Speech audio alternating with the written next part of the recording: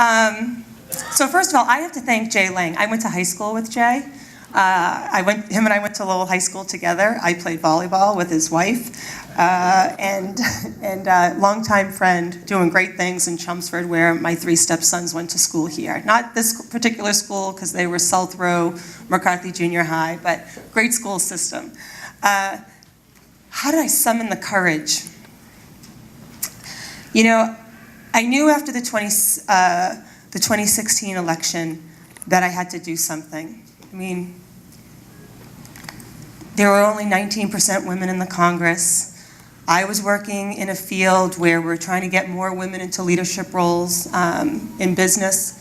I knew what happened to the conversation when more women were around the table, and I felt so strongly about needing more women around the table down in Washington. But I was really happy with my Congresswoman, so I just sort of thought about how am I going to help more women get elected, and then Congresswoman Tsongas announced her retirement. So it wasn't a long deliberation. It was one of those moments of clarity that I think is rare in your life. I've made a lot of career decisions with a lot less clarity. So this one was, I didn't have to summon courage. I didn't have to think long and hard. I, of course, had a few conversations with my husband about how we were going to make the logistics work. I knew I'd love the job. I think the deliberation I had to go through was, will I survive the interview process?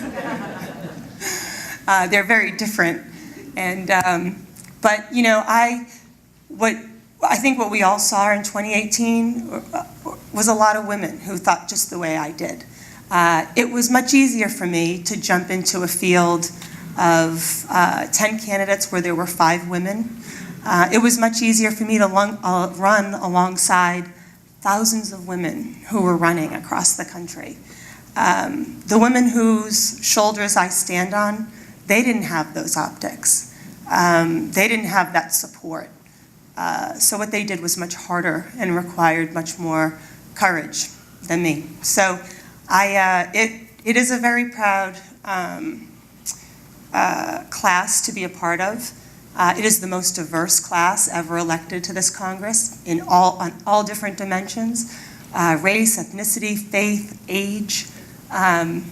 But I also join now 131 women who serve in the United States Congress.